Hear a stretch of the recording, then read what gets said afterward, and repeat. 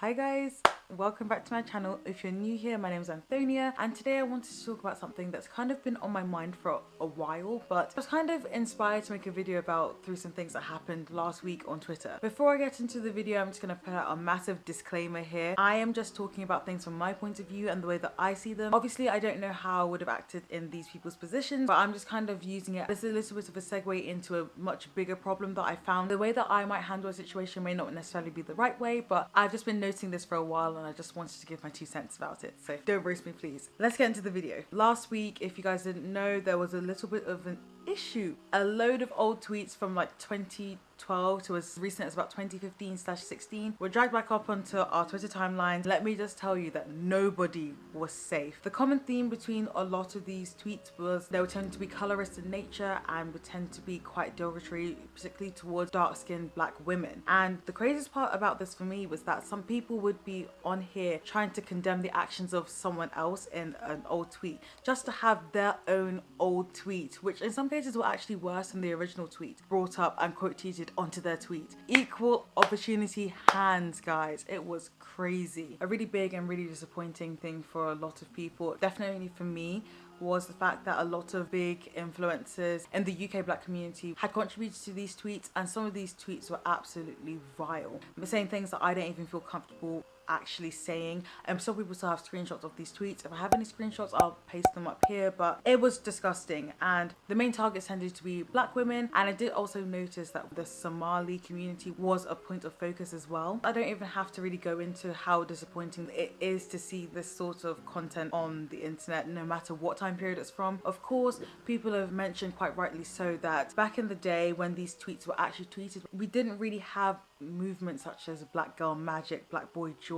People weren't really celebrating their melanin, and it definitely showed because these tweets had a lot of self-hate. But that doesn't take away from how severe the situation appeared, particularly on Twitter. I think one thing that people really didn't take into consideration with the situation is that just because somebody is a big figure and they've done lots of great things doesn't automatically erase anything negative, discriminatory, harmful that they've said in the past. Equally, on the other hand, just because somebody said something bad in the past doesn't erase all the good they have done, but it's all about looking at things through the correct lens and acting appropriately. I can actually talk all day on this particular topic, and to be honest, maybe I'll make a video about it in the near future, but that's actually not the focus of today's video. The whole situation got me thinking about the way that controversies and scandals and events like this are really handled by big influencers online, because surprise surprise, this isn't the first time a big scandal or controversy has happened, and it won't be the last. In fact, it almost seems as though these sorts of big exposés are part of the way that the internet works at this point. A person, normally a celebrity or an influencer, or no one really cares, has some very shady tweets or a shady video resurface, and there is immediate backlash from both their audience and from the wider internet, calling for an apology or even worse, for the creators to be cancelled. But I'll get into cancel culture a bit later on in this video. Then we get an apology, normally a video, but if people are feeling extra brave or extra flippant, then we get a notes app apology, and a couple of days later or a week later, life goes back to normal, to the point where you will literally see new scandals popping up on your timeline or on your YouTube recommended page every single day. There's always something going on. I've definitely scrolled past a whole load of drama channels reporting on some influencer that I've never even heard of and their shady past. At this point, I just scroll past because I don't know who they are, and you're probably going to get 10 similar stories about other people by this time tomorrow. The big thing I've noticed with all of this is in many cases, an influencer's apology isn't normally taken all that well by their audience or by the wider public, to the point where most people even preempt the fact that an influencer's apology isn't going to be good enough or isn't going to be genuine before they even post an apology, which got me thinking about what constitutes a good apology. I've definitely seen some examples of people's apologies that have been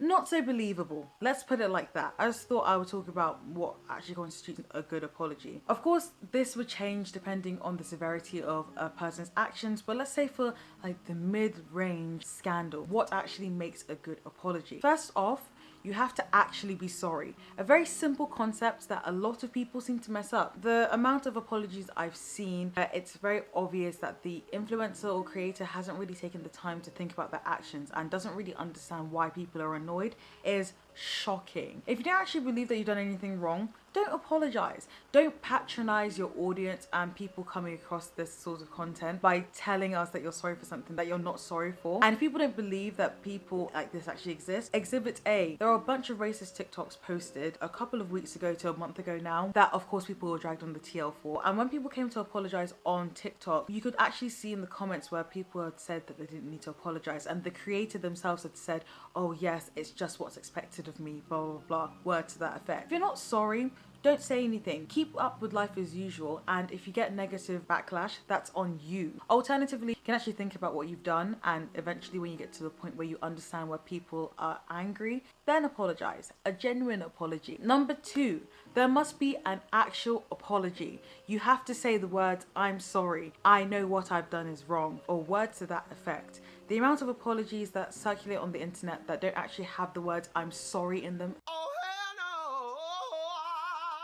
it's almost as if people think this is a road traffic accident scenario, that if you say sorry then you're admitting that you're at fault or something, which is what an apology is. Adding to this point, if you're actually sorry, don't make it conditional. Don't say I'm sorry if I've offended you. Don't say I'm sorry if anything. It demeans the actual apology, and it demeans the people that you're apologizing to. Number 3, you have to take accountability and you have to be specific. And this is probably the biggest talking point for me and a really big reason in why I made this video. You have to take responsibility for your actions. I've watched and read a lot of apologies where people will apologize and then give a whole slew of reasons why they actually acted in a certain way. And they'll almost try and twist it and hide behind these reasons as a justification for their actions. There was a creator who was apologizing for tweeting colorist things about dark-skinned women, who mentioned that she wanted to pick on Somali people, but because she looks Somali, she knew she wouldn't be able to, and that's why she had to choose dark-skinned women. By saying this, you're negating the apology, and you then have to go back and make sure it's very clear that you're not trying to justify your actions. You have to take responsibility. Age is a big reason that's normally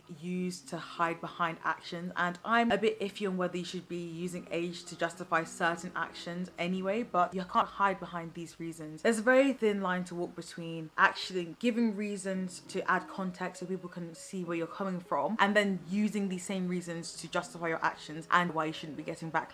If you're going to mention these reasons that you've acted in a certain way, you need to make sure you are acknowledging the fact that just because you had XYZ reasons going on, you were not justified to act in that way. I've also mentioned be specific because I saw a particular apology from an influencer about their colorist tweets, and in their colorist tweets again they had targeted dark-skinned women, and in their apology they said that they were sorry to whoever they've offended. My big problem with that is that that isn't an apology at that point. That's a blanket statement. If you've singled out a certain group of people, you should be apologizing to that certain group of people. That's the way that that apology will be genuine. Let me paint a scenario. If somebody purposely stuck their foot out and you tripped over their foot, and then when apologizing had said, I'm sorry to those I've offended, you would be annoyed because they haven't apologized to you, even though they've stuck their foot out and tripped you up. They're apologizing to a general cohort of people, which frankly isn't really addressing the situation properly. 4th on my list is that there has to be a promise to do better. I know a lot of people will be saying that this can be a very throwaway thing, but I think it's very important once somebody has acknowledged they've done something wrong that they actually physically say that they're going to strive to do better, because it shows that you've put the thought in long term about how you're going to make your behaviors better. It's very easy to come across as insincere when you're doing this, which is why I always favor the video response to the Notes app apology, for example. It's easier to read body language and to see if somebody's coming across as genuine when apologizing via video. And number 5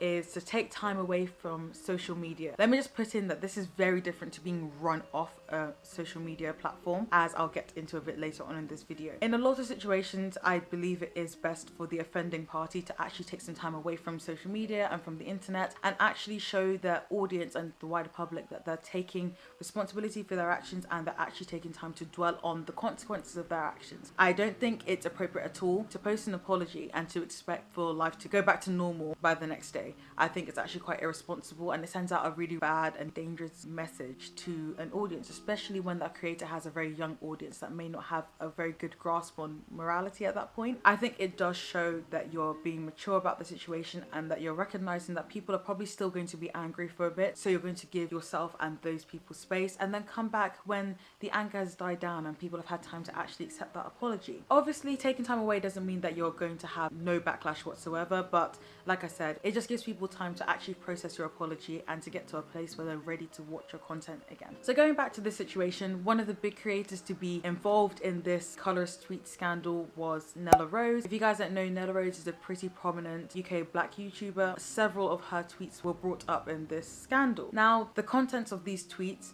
were not savoury at all. They were very, very derogatory both towards the Somali community and dark-skinned women, which was extremely disappointing to see. As a dark-skinned woman myself, it's never nice when one of your role models, who happens to be a dark-skinned woman herself, says things like this. Although I didn't agree with the way that she handled it initially, where she deleted some of these tweets before actually addressing the situation, I actually think that Nella Rose's apology is probably one of the better apologies I've seen, both in this scandal and just in general as an apology I've seen from an influencer. I think she touched on all the different sections I mentioned and what makes a good apology, which of course is not the marking criteria for an apology, but for me, I feel as though these actions make her seem very genuine in her apology. At the time of me filming this video, she is taking time away from her social media platforms. However, I do want to use this to segue into the second part of this video, which is cancel culture and the toxicity of cancel culture. So in Nella Rose's apology video, if you haven't seen it and it's still up, I would implore you to go and watch it. But in Nella Rose's apology video, she mentions that she's been receiving all manner of comments about this situation, particularly regarding her deceased mum. If you don't know, Nella Rose's mum passed away a couple of years back. She has been very open in discussing this matter. She actually has a video where she talks about it, but I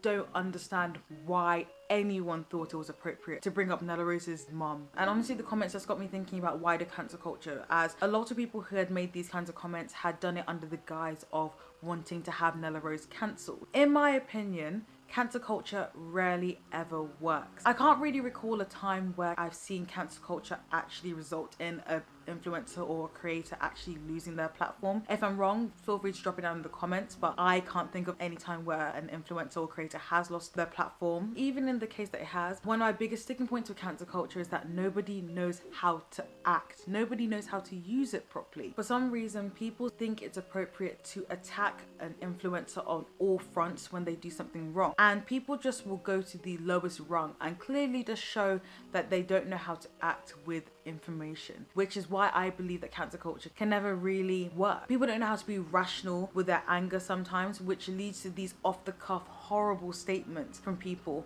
instead of actually looking at the facts of a situation and dealing with them accordingly. There is a very, very big difference between actually highlighting a negative or sketchy behavior that an influencer or creator or even someone you know has done and actually sticking on them for them to address it and to do better, and being unnecessarily nasty to a creator, talking about things in their personal life, sending them all manner of threatening and harassing messages. It's just not correct. Picking on the way influencers look, actually trying to drag them down on all fronts instead of highlighting the behaviors that are wrong and asking them to hold themselves accountable to it. I'm not a perfect person. There are definitely influencers and creators that have done some really sketchy things in the past that I would like to see held accountable for that. And if that meant losing their platform or having their platform called into check, I would like that. I would like to see a lot more creators held accountable for their actions, especially with influencers that don't actually want to recognize that what they've done is wrong. However, you cannot hope to want to educate people and to have people see the repercussions of their actions